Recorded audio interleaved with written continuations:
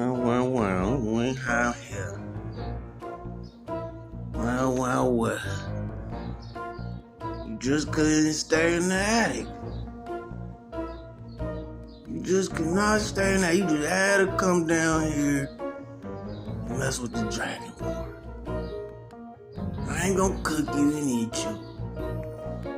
We're not gonna do that. Where your mama at? Whoa, she gonna be mad at you. You gonna get a whooping. Better eat that bread down there. Eat!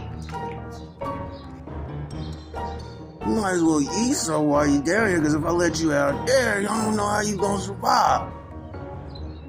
How you gonna survive if I let you out there by yourself? You see Black over there? He might attack you. He might eat you. Is that what you want? You had the whole attic to yourself, and your mama, and your brothers and sisters. Just come down here and relax, because you're not gonna get any higher. There's nothing to grip on up here. It's up to you.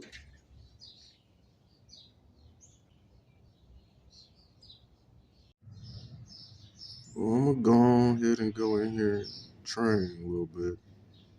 Get on my Wing Chun shit. Got you some bread over there, and you just keep hanging on, or...